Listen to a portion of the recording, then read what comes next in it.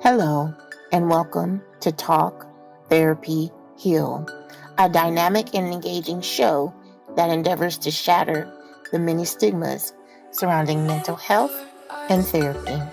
Talk.Therapy.Heal is a collective of licensed counselors, therapists, and life coaches unique in areas of specialization, expertise, and experience. Through the art of curated, genuine, compassionate conversation, we get to the deep things. We are so excited you chose to begin your healing journey with us. Tune in to Talk Therapy Heal.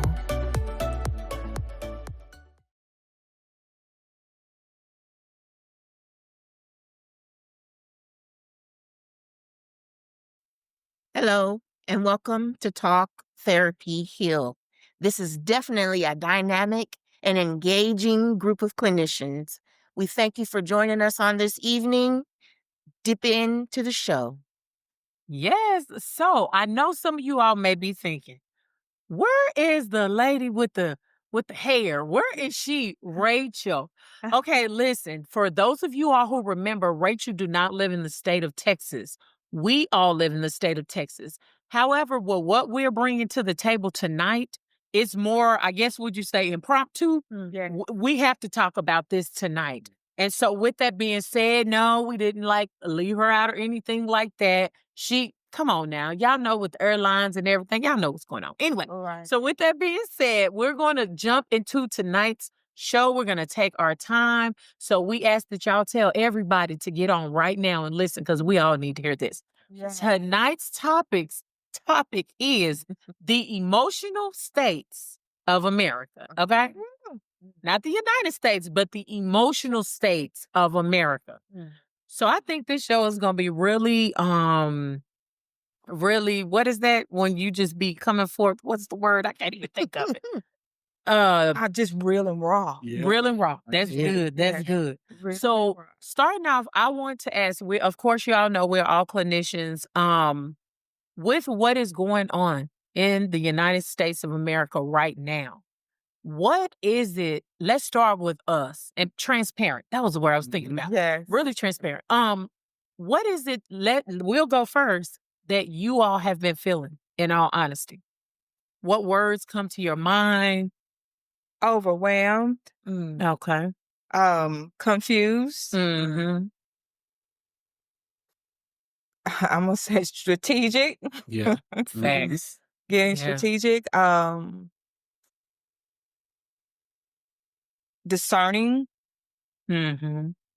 I'm trying to think of other words. I'm gonna be.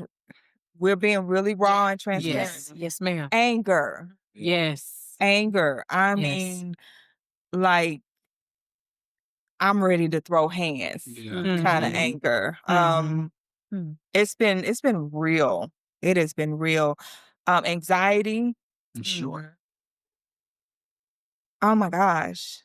That's just a few of what I've been feeling. Yeah. Okay. I've been feeling loss, Mm-hmm. Yes. loss of order, Yes. right? Yeah. Loss of potential laws. Mhm. You know what I mean? Things that Yes. have been rolled back. I'm not a fearful person. I don't have the spirit of fear. But those that are connected to me, Mhm. moving in fear. Mm-hmm. Some anxiety Yeah. Mhm. as well. Yeah. Yeah, I think a common word I'm hearing is anxiety. Not being sure about the future. For me, sometimes there's a little bit of worry there, but it's not so much as worrying about what I'm going to do. It's more about what a lot of the actions that have been done. How does that affect other individuals, and does that drive them to that state of suicide? And that's one of my niches. There is a little part of me that is a little bit aggressive. Because I think as a man, sometimes when we hear about things that may not be going the way that we want them to, we worry about how is this going to affect my family, what comes with that. And so that natural leadership comes out, that natural ability to protect jumps out there. So it's a lot of mixed emotions. And that really brings me down. I'm going to kind of take over a little spot from what Rachel used to do. And it makes me feel sometimes, and I think a lot of individuals may relate to this, about being in a state of ambivalence. And the word ambivalence is described as having mixed feelings or contradictory ideas about something or someone. So you're torn between one, two, or even multiple states. And it can be hard for individuals. And I think the topic tonight may shed some light and open up the conversation, if you will, for people to have this conversation, because it needs to be had, because we're all feeling emotional states. And I think we all need to come together and talk about it in order to get it to the forefront, because just sitting back worrying is not going to do anything to change anything of what may be going on. That's true. That's true. So what have you been? I think for me, the biggest, I'm frustrated. Like, I am so frustrated because, like, being that I'm a person that, nurturer, I guess I can say, and to me, that being how you say, being that I'm discerning, even if I don't speak to anyone, I feel. And so I know probably about 2 weeks ago, I was talking to Kenya and I was like, I feel he always ask me like, baby, what is it? Like, what is, I'm like, I can't put my finger on it. Of course, I go and pray for God to show me what it is. But that was like before all of this. And so another word come to me is video game. I feel like Jumanji. Okay, let's go from video game to movie. I feel like this cannot be real. I feel like we're in the movie Jumanji. Yeah, it's like, when are you going to wake up, or the game is going to be done? But that is very interesting, Absolutely. right? Because we don't know from one day to the next. And I could see if I was the type of person, because I know I had someone tell me, oh, well, you have to, pull away from the TV. And I know we had that conversation recently as well, but it's the reality. I don't watch TV. So, now I do watch Dayline News and Nightline News, but let's hope. You know what I'm saying? That'd be about the most of it. But being so busy, and then I think because of what we do in our job, being counselors at this. Yeah. Come on, y'all. Come on, y'all go ahead, because you know me. So to that point of being a therapist, in times like this, and I was sitting here feeling like you're feeling all of these things, all of these emotions are going through you, but you got to get yourself together, Right? because when you go to sit before these clients, you can't be falling apart and they falling apart. Right. Absolutely. And so the thing that I've written down was staying focused. We hear that a lot. Stay focused, stay focused. And I'm like, what does that really mean to me to stay focused right now in the midst of everything that is happening, knowing that I can't control the things that are happening all around me. And so that is the thing that I feel like grounded me. Is coming to that understanding. And again, like you said, limiting how much news media I took in. And that was social media, YouTube media, that was news outlets, all of the things. I limited how much I was taking in so that I can focus in on who God says that I am. Absolutely. And what he says about me. You said something earlier about I don't have the spirit of fear. And I know we're not supposed to have the spirit of fear, right? But there are so many people who are fearful right now. And I just kept telling myself, you have to stay focused. You got to stay focused. So I just really poured myself into the word and just listening to what God says about me, reading what he says about me, what he says about even the world in which we live in. Right. Because he didn't say we were going to live in this pretty packaged world. There was going to be chaos, and he told us how to live in this chaotic world. So that's what I began to focus in on, and it helped alleviate that fear that was trying to overtake me. It helped alleviate the overwhelm that I had. It helped to alleviate the anger.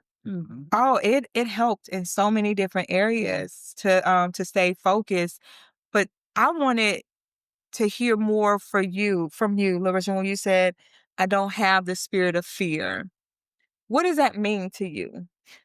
Well, for me, it's more of I know who's in control. I know who I belong to. I know whose hands are going to carry me and who's going to guide me. I know that all things work together for the good of those who love the Lord God and are called according to his purpose. Romans 8:28. I mean, I believe God.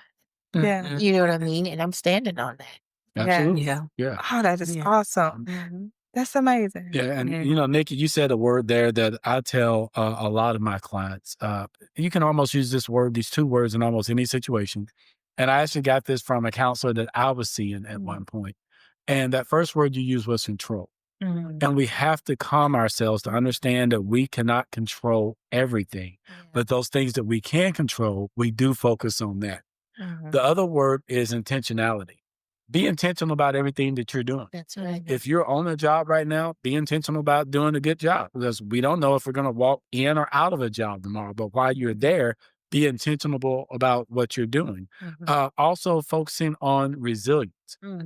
Understand everyone doesn't have the same level of resilience, but I think at this time, the emotional state of America is really being divided.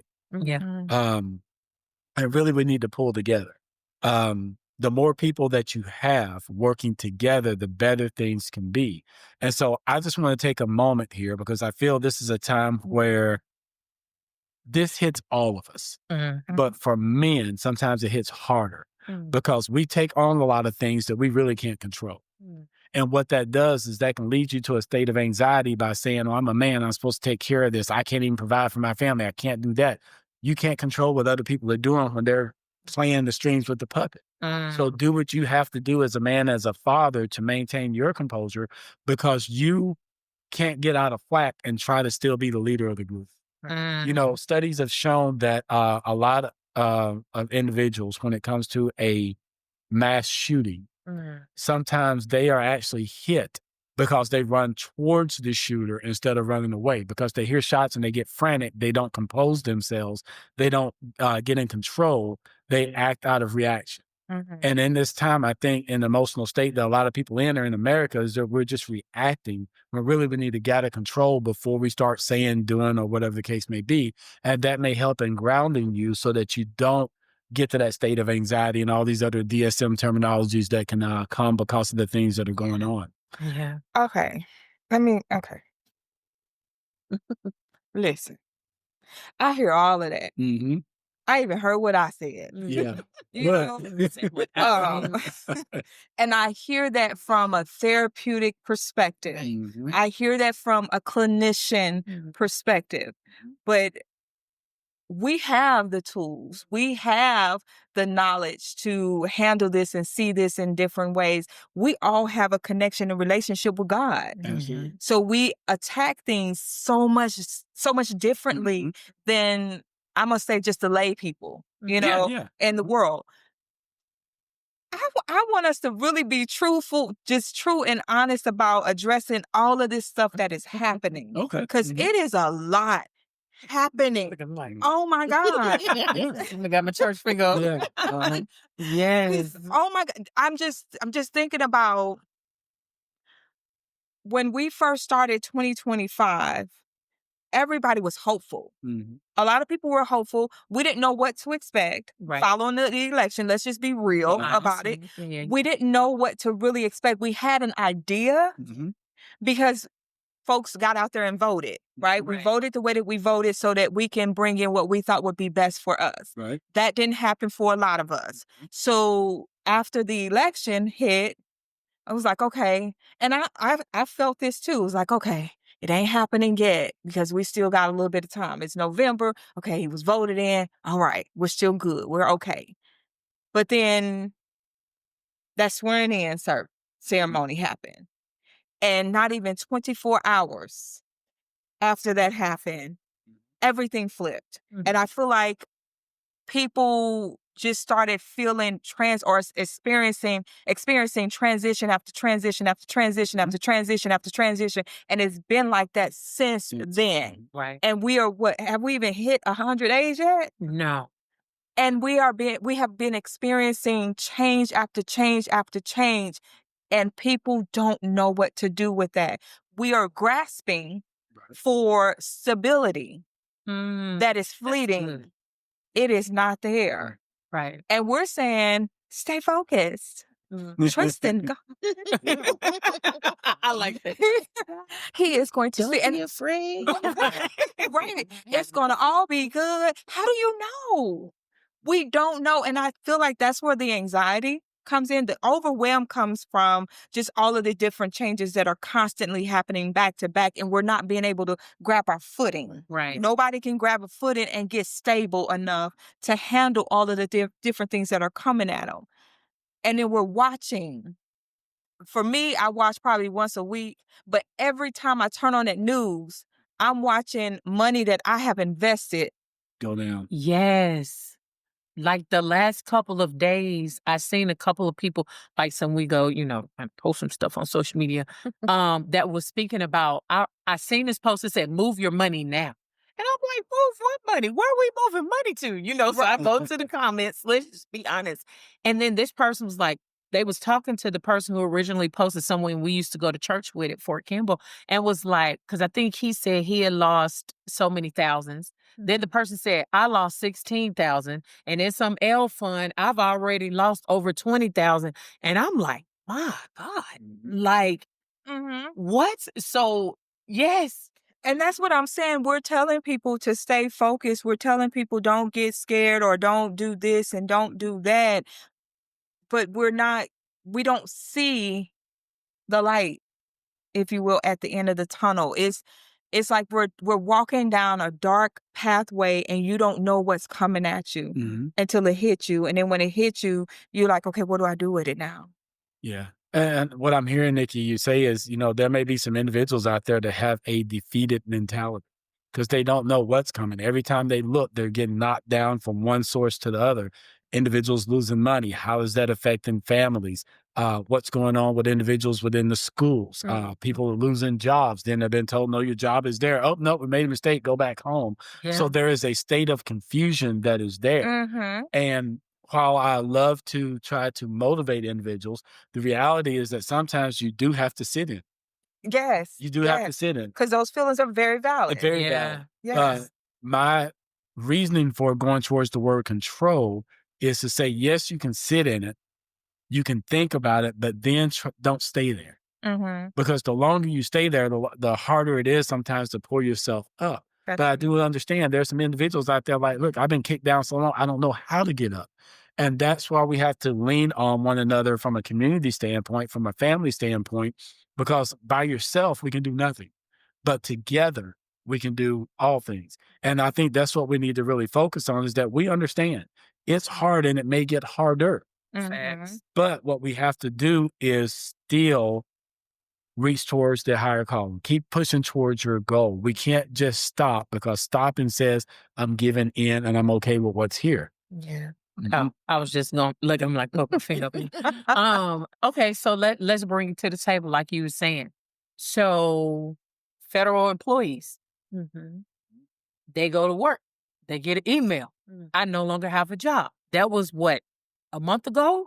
And then I think yesterday or the day before, I just read an article or something where a federal judge was like, that was erroneous. You all return back to work, plus you get a month's back pay. But I sat up and think, if I was a federal employee like I was previously, how would I feel if I came to work and I got this email? Everyone, I'm not going to say that. A lot of organizations did not meet. So kudos to you all who are in leadership that you pulled your staff together and you had a conversations like, hey, what is your thought process? Where are you at right now? How do you feel? Because there are some organizations, businesses that did not do that. They ignored it. And I get it because if you're in leadership and you like, shoot, I could lose my job today. Well, I get that. But at the same token, keeping in mind, you are a leader. Now, we have some that are in positions that God didn't call them to be in. I digress.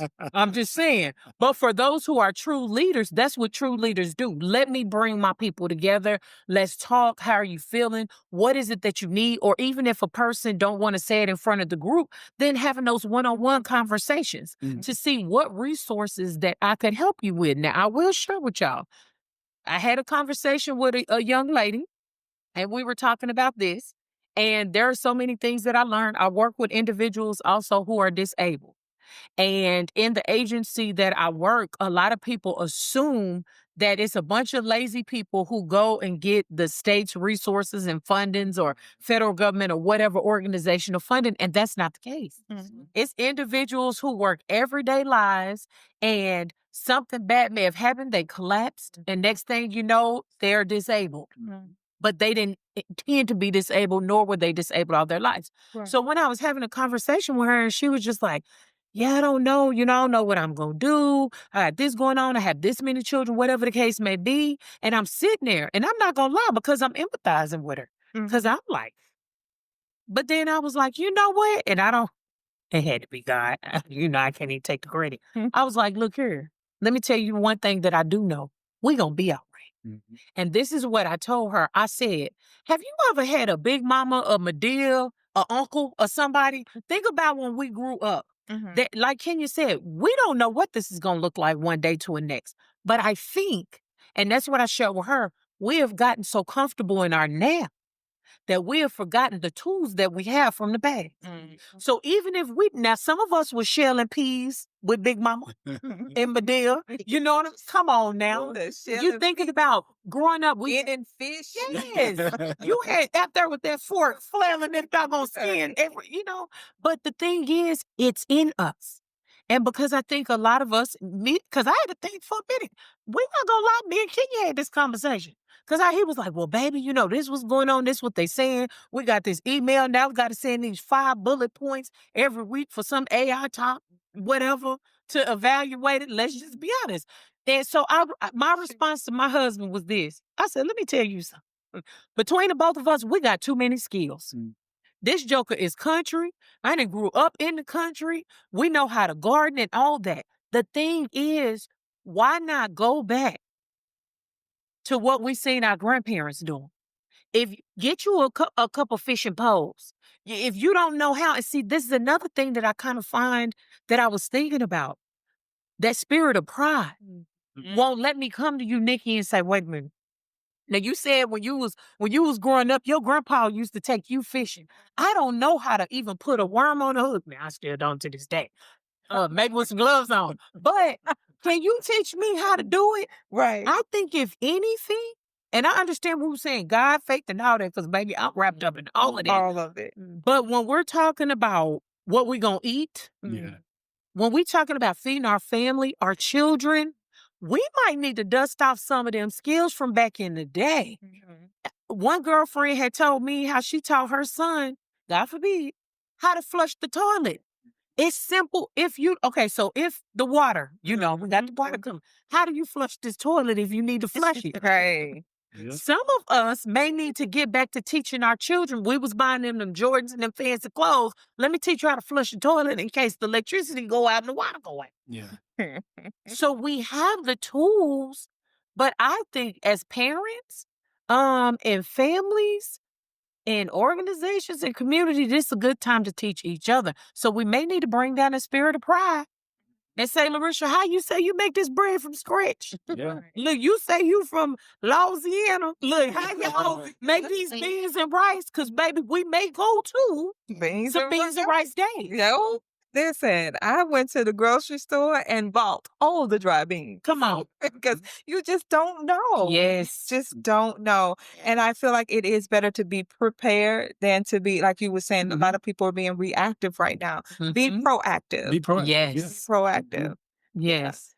So, Larisha, Yeah. I wanna touch on, because earlier you said overwhelm. There's overwhelm, and then there's capacity. And so being clinicians, and then walking through this chaos that we're in the middle of, I think it's important for us to encourage the people to build their capacity. Absolutely. And so part of that capacity, I think, is what you were sharing. You know what I mean? Reach back. Yeah. You know what I mean? Into the skills and the tools and the knowledge and the information, you know what I mean, that we had from the past that worked. Yes. You know what I mean? So I think we need to expand our capacity. I agree. You know what I mean? I agree. That's good. That. That's good. And she said a word that I pulled up. I think the whole state of America right now is chaos in some shape, form, or fashion for individuals. And it means a state of utter confusion or disorder, a total lack of organization or order. People don't understand sometimes. You may think you're doing well, but just because you're comfortable there, you still could be in chaos. Just like some people think, oh, our family structure is completely fine. No, it's not. Here's your toe up on the floor. It's just because you become comfortable where you're at for so long, it feels as though it's normal. Write that down. And so the way I look at this is I really like what Larissa said. We need to increase that area. We need to fall back on some things. And I think I'm just going to say it. I want to say that the United States, and I love my country, they have sold us a proverbial lie. That the only thing that you have to do is get out of high school, get a degree, the job is going to be there for you, the government's going to take care of you, and everybody gets a white picket fence with a husband, a wife, a dog, a cat, and a car, and this, that, and the other. And the rug is being yanked from under us. And so we can't become complacent. We can't become complacent in man. We need to become complacent in God. He's the true provider, and everybody may not understand that. Everybody may not believe that. But once again, there's more than one faucet in the house. You don't just go to the kitchen sink just to get water from that faucet. You got one in the bathroom to take a shower with. You got one in other places that runs water lines into your washing machines. There's more avenues of gaining things for your family than just saying this is coming from the government, this is coming from this job. What we have to do is broaden our horizons, open up our minds, and fall back on that so that we're able to reap the harvest that we were meant to have in the first place. I'm gonna pose something to y'all because this is something that's been on my heart, and it's kind of been bothering me a little bit, to be honest, since we bring it to the table. With everything, the chaos, as we've identified as has been going on, something that concerns me is people who act like it ain't gonna bother me. It ain't gonna touch me. Oh, well, that's for them. Because let's be honest, because I've heard this, and not in the counseling room, but because they voted that way, that's going to happen to them. That ain't going to happen to me. But the federal job laws hit everybody, regardless of who voted for who. And what I find to be dangerous is people who navigate in the clouds and not in reality. I fear that, God forbid, if the chaos get worse, to where we're preparing. You got your beans and your rice. We got our beans and our rice in our garden. You over here fishing and you hunting. Whatever the case may be, then it becomes that because I failed to prepare and it goes into survival mode and I got to feed my family. So if I got to come take from you, then that's what I'm going to do. Not in the state of Texas. Let me add that. I don't know about any other state, but baby, beware of the country in Texas. Okay. Because Texas is ready. Texas stay ready. Okay. I'm just saying, don't come down here with that.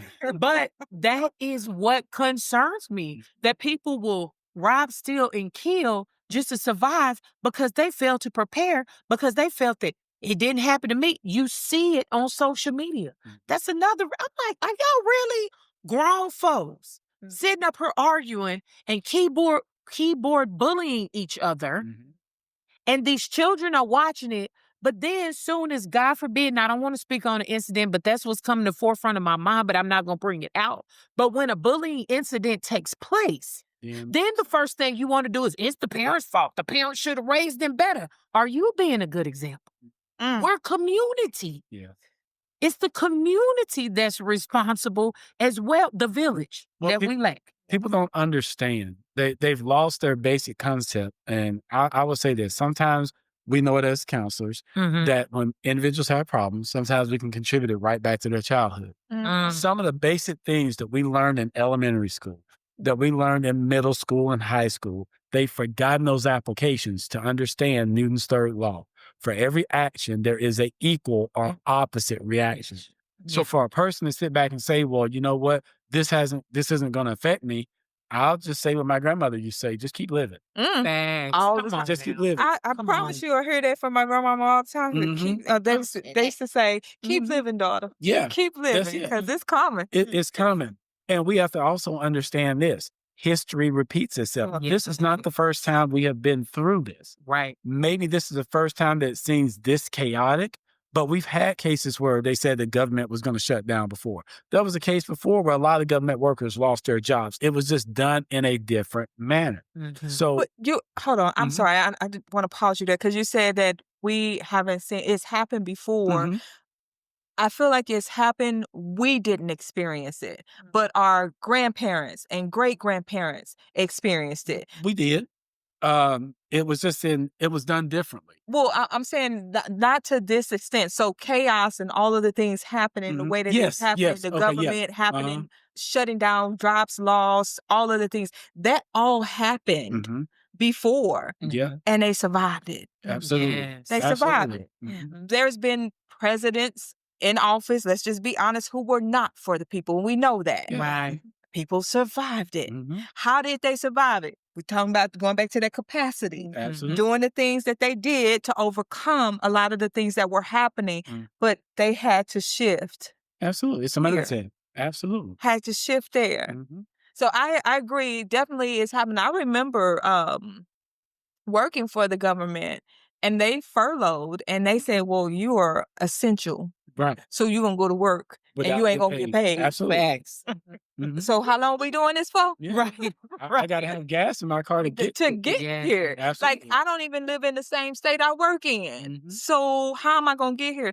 That's the thing. I think the whole thing of having capacity and then being prepared and not having all your eggs in one basket. Absolutely. Yes. We got to be careful with that. Yep. And Absolutely. putting everything in one basket. And like you said, having different skill sets. And I think a lot of us are learning that because a lot of us have side jobs, what we call hustles. Hustle. We Yep. gotta hustle. Yep. Man. We gotta hustle. Absolutely.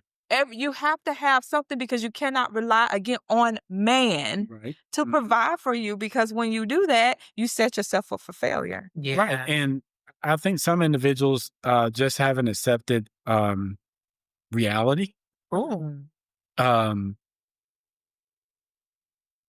it's just a hard thing to call because we can't control the way that people think. Mm-hmm. And everybody has their own opinion for different things. But the way I kind of look at things, I don't always just consider myself.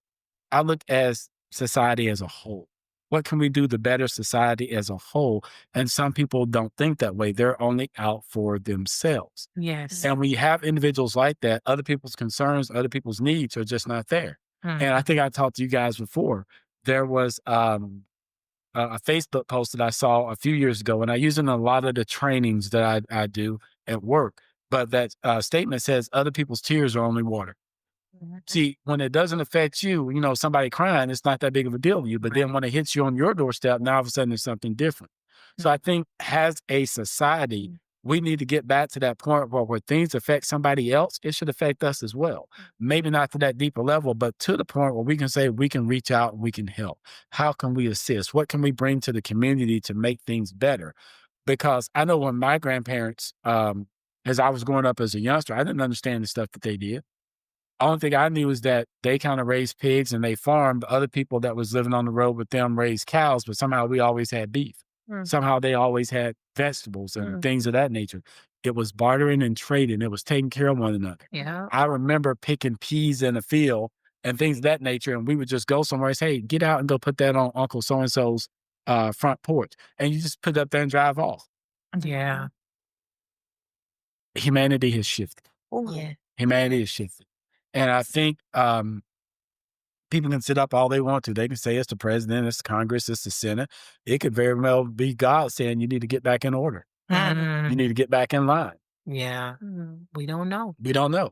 But I know what we do know. We got to do something. Yeah. Oh, I was going to wait on this scripture. Uh-oh. Give it to us. If my people who are called by my name will humble themselves and pray and seek my face and turn from their wicked ways, then I will hear from heaven and I will forgive their sin and I will heal their land. 2 Chronicles 7:14. Absolutely. When you just said that, maybe it's God saying that we need to turn our face back to him. We need to come back to him because we have lost our way. Absolutely. And think about it from this standpoint as well. Remember when they used to have this old saying that says, you can't throw rocks living in a glass house? How long has it been that individuals in the United States have sat back and looked at countries like Israel, Kuwait, Iraq, Iran, and all the chaos that was going on there and be like, oh, we ain't gonna do that because America is the greatest place in the world. We'll never see that. And now it's at your doorstep. Everybody Once looking at again, us. yeah. Everybody. And I ain't gonna lie. We was talking about the words we feel in the beginning. I'm embarrassed. No, yeah. As someone who has served in the United States Army and has served abroad and here at home, I am utterly embarrassed at the state of what we are in. Yeah. And to that point, this is something that I would ask people to please be mindful of. Because if you're an individual who did not plan, you're an individual who, like my sister would always say, my mama, somebody, one of them in the family would say, we had the same 24 hours in a day. Yeah. It's what we do with it.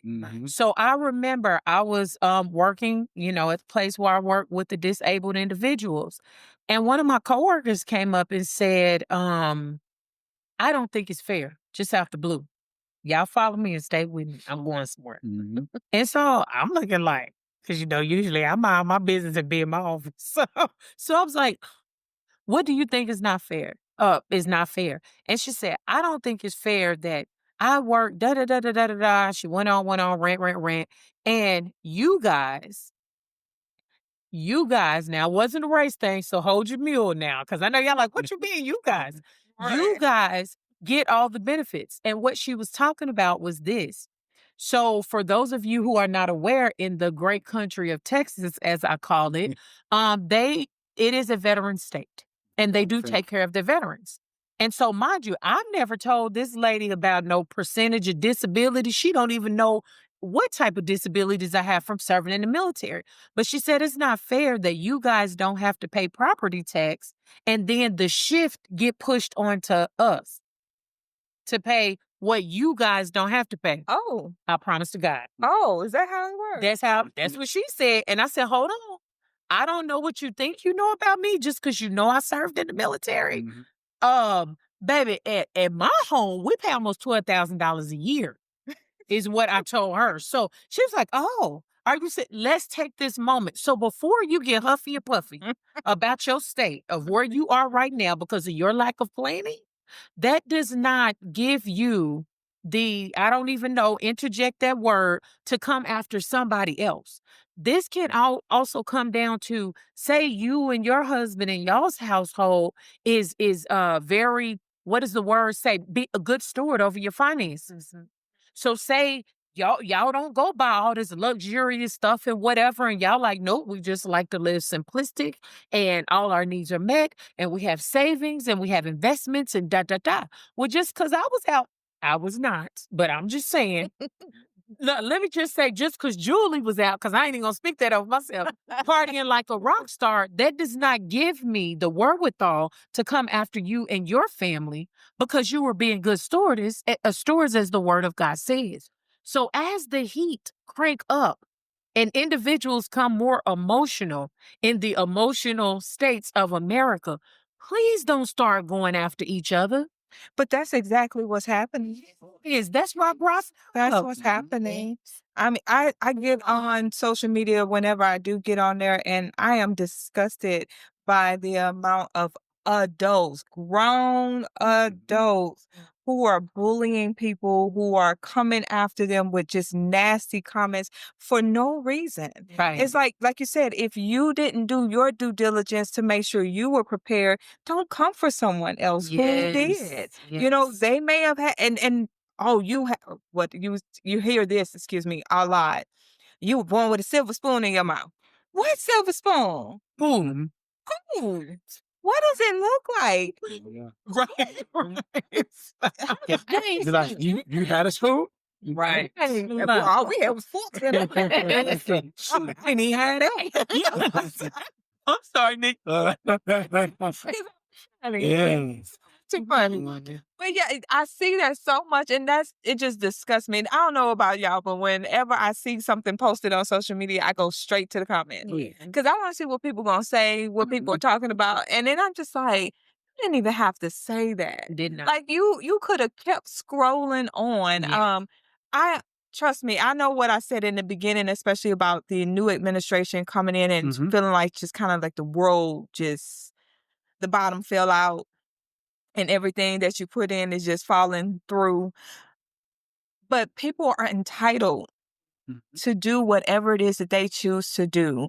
You can vote for whoever you choose to vote for. You can follow whoever you choose to follow. And if you don't like something about that person, just keep it moving. Right. Keep it moving. It gains you nothing, profits you nothing to sit there and talk about people maliciously. Yes. Like what are you gaining from it? Right. What are you What you gaining got? from? Yeah. I felt you.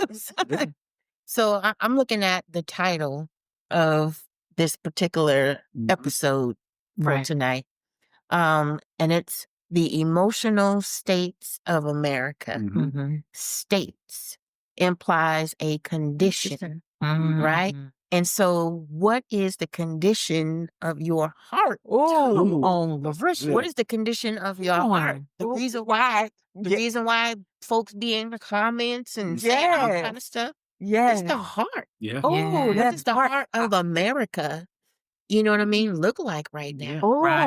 You read Second Chronicles, 7-14. I mean, wicked. Yeah. The heart is wicked. Right. Desperately wicked. Yes. Oh my God. It's wicked.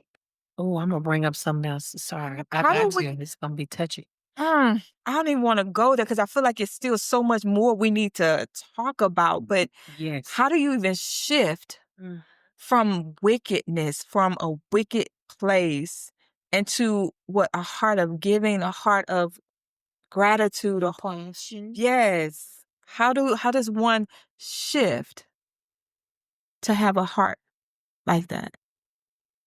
That's a good question. I think it's different for different people. Sometimes individuals have to go through hardships I'm just gonna say before they have to suffer a little bit. Some people have to have something played out in front of them. Something happens to a family member or something of that nature before they're able to open their eyes. For some individuals, it just has to be God himself has to reach down and touch them and open up their heart and their mind in order to make a shift. But I think for some people who are visual, I think sometimes the more you see things, you're like, oh my God, that is so sad. Sometimes that's the thing that changed, but it's all inwards. So what I hear you saying, and this is going back to 2 Chronicles 7-14, where it says to humble yourselves. Humble, that if you will humble yourself, meaning that something, I guess, is the thing that is going to be humbling to you, that is going to cause you to pray and seek God's face. Yes. Yeah. So we have to have something to happen. And I'm sitting here thinking about that. Like, I don't want nothing tragic to happen to me in order for me to turn my face to God and pray and seek him so that he can heal something within me. Like, that's traumatic. Yeah. That is very traumatic. And I'm looking at this like it's simple to me, like to humble yourself. Yeah. But we don't know how to. No. Especially when you've been put on a pedestal your whole life and thought that you were better than, greater than, it's hard for you to look down and see someone else that's struggling and feel compassion for that individual. To show pure sympathy towards that person. And so sometimes what we have to understand is that ask yourself the question, what if my life was completely different?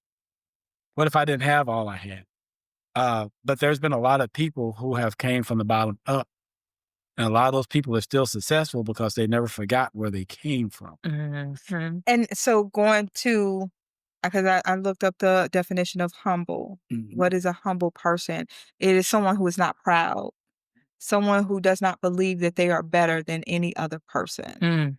So if I'm going to humble myself, I'm not going to think highly of myself. I am not going to put myself on that pedestal, even if I am receiving or came from the bottom up. I am not going to be like, I'm here now. What? Like, you can't bring me down. I am still going to be that person that thinks or feels that, yes, I came from this. I understand that. And therefore I can be better at being here and help bring somebody else up. Like, I don't see myself as being better, but I think that's what we were talking about with people when they get here. They see themselves here. They see themselves even higher than where they are. And it makes it difficult for you then to see someone else's plight, to see someone else's struggle. Because what they say, pull yourself up by your bootstrap. Yeah. Look, I can't stand it. Anyway, people have to understand there's a lot of things that changes states. Yeah. You know, you have water, you can freeze it, turns to ice. It's a different state. Physical, chemical states. But think about this from a biblical perspective. It's been shown us in the Bible where you start out at, you don't always stay there. Right. You can move up. Think about Joseph from the pit to the palace. Then also think about the young man, the prodigal son, had everything. But say, hey, Dad, I don't want to wait until you go. I want my stuff now. He lost it all. He ended up in the pig pen. So this world that we live in, the state of America, is that you have to understand your state can change at any given time. Right. It's how you handle what you are given and how you work with that. Joseph, if you look at him, he had brothers. They were jealous of him. Yep. And they go come up with a plan to try to get him out of the way, not knowing that he was going to be their blessing. I don't know who that was for, but I'm just saying. When it came back around to it, his whole family was blessed because of where he was at. That's right. And where do we see that at most? In families. You got that one black sheep of the family. Oh, but they done made, they think they all this. Well, maybe they did make it. Maybe they do think they're that. But guess what? Most of them are willing to help other individuals. It says that we won't humble ourselves to come and say, hey, how did you get to where you were at? Right. Because what we want somebody to do is to hand us. And that's the thing. It's something that you all was saying earlier, and to answer your questions, like when it sweeps around your front porch, when you got to sweep around your own. I think we as a people in our emotional state are so used to looking at everybody else, so we don't have to look at ourselves. So if I started off here, and then I made it up here, not by my own, as we know, God, for those of us who are believers, but what a lot of us, when we have not, let's think about it from a counseling, a little child perspective, when we have not healed from whatever that may have been. Maybe it's, I went to school and my friends wore Nikes and I wore Buster Browns. Come on, y'all know about that. You know what I'm saying? And I wanted some, some British Knights or whatever the case may be. I'm just saying. Come on, right? I mean, because I was that was me. I wanted British Knights, some Reeboks, but some milkshakes. Anyway, but with that being said, is that for people who work to get to where they are now. And it's like, instead of me being grateful, now I'm just going to talk about me for a minute. God, I thank you that I'm here. I can't forget where I came from. You have some people that are still so upset, the little broken child and in them, that they had to go through that, not realizing that was a blessing to get them to where they are now. Absolutely. And so in the emotional side, I can't be humble. I do think I'm better. I have to wear the best designer clothes. I have to wear, I have to fly a private jet or whatever the case. I mean, if God bless you to that, that's a different story. Yeah. But it's when you lack humbleness, when you walking around, you flaunting, and you thinking that you better, and you got your nose all turned up in the air and whatever. And then this is a telltale sign with those who can't remain humble, and you don't appreciate where you come from.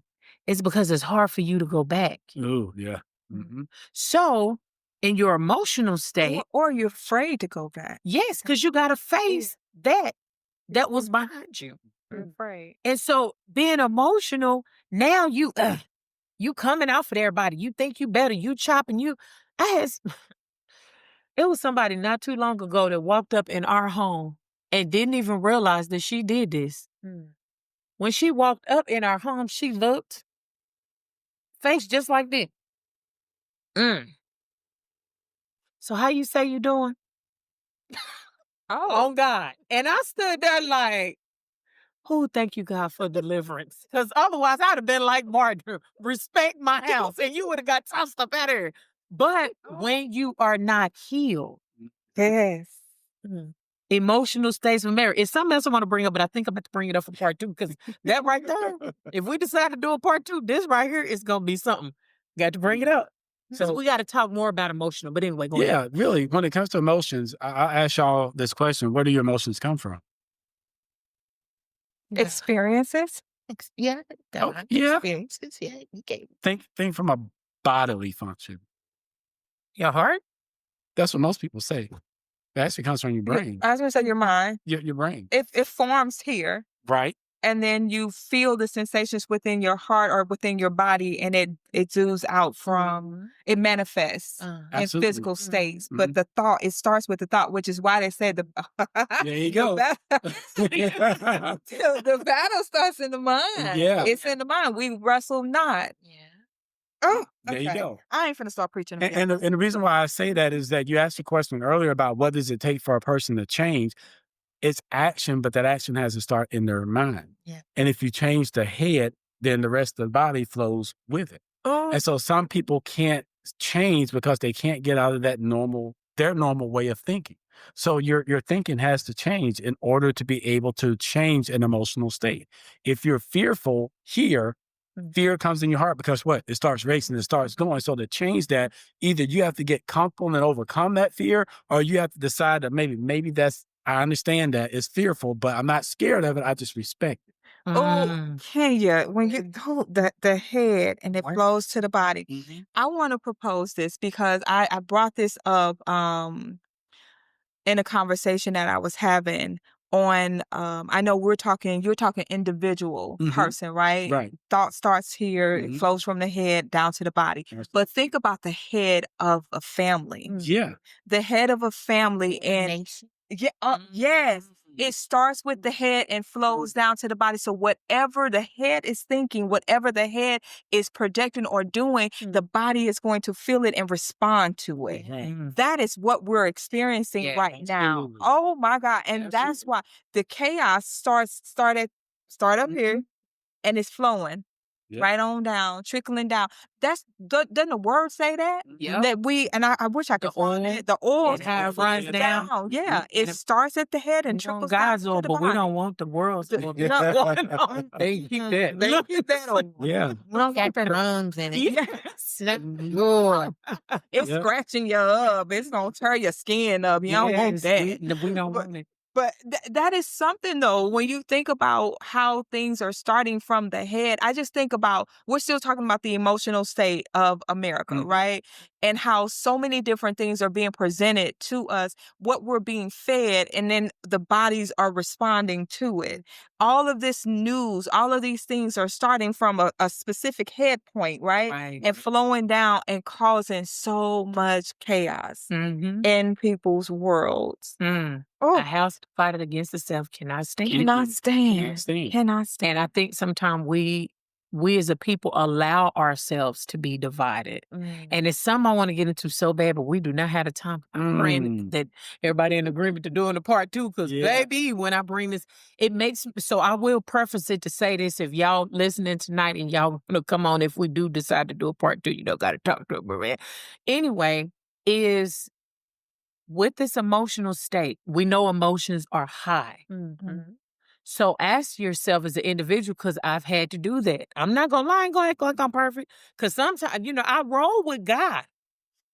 But with all this been going on, sometimes I be like, let me in. And I'll be like, I'm just going to be honest. And some of y'all feel that way too. So the thing is, when someone challenges you as an individual, because they're not emotionally regulated, they are emotionally dysfunctional. How do you respond? That's what I want to talk about if we do a part 2. How do you respond? A lot of people right now is responding in a bullying type manner, which is whether it's in person. You got people dang near fighting on jobs right now. And well, if anybody should get fired, boss, if they come down from the federal government and say reduction in forces, it should be Nikki. What? Like what? We've been working together for almost 30 years. Right. It's that crab mentality. So how are you responding to individuals that are emotionally dysfunctional in the emotional states of America? Oh, yeah, we got to do a part 2. You know we got to do it. I got all kinds of answers for that. I know. I need to write that question down. Wow. Oh. Wow. Hmm. Okay. So, yeah, as we wrap this segment up, yeah, it's a lot. It's a lot more. Mhm. It's a lot more. Definitely. So, I guess I just wanted to know, what is your lasting statements that you will have for the people, or just what you feel like you can offer them that maybe helped you process through your emotional states during this time? Mm. Yeah, once again, I'll just say that, you know, try to once again understand what you're in control of and what you're not. Mhm. Don't just automatically just fall to pieces. Take time to sit, take time to think, come together as a family, work these issues out bit by bit, because you never eat the whole roll without taking it bit by bit. You can't swallow the whole thing. So sometimes we got to break this thing down to fully understand it and decide which direction you're going in. I got a piggyback of him because we've been married too long. That's literally what I wrote down, something to the same thing. Mhm. Keep in mind that you cannot control everything around you. Right. Only focus on the things that you can control. Mhm. Mhm. And I think sometimes, we want to try to control everything and we can't. Yeah, Mhm. absolutely. I would say to tap into your support system.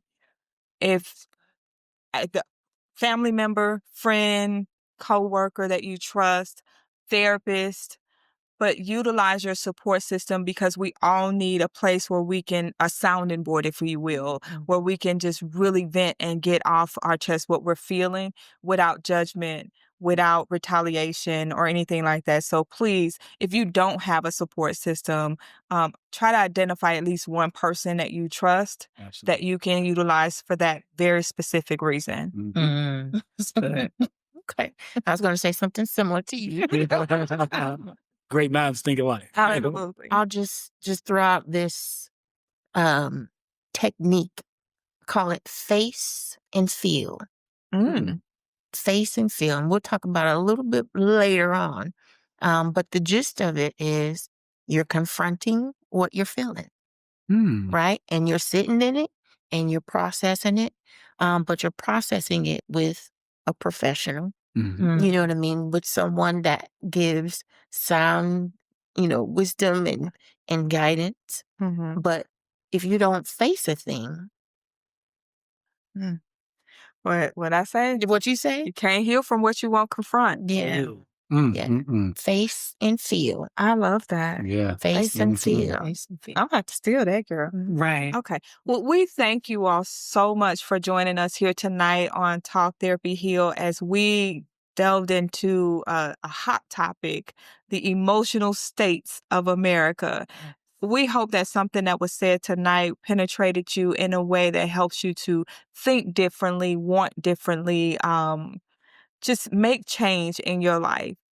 Before you go, though, we want to make sure y'all know to hit that subscribe button and hit that notification bell so that you'll know when we're back on. So thank you again for joining us here on tonight at Talk Therapy Heal. You be blessed.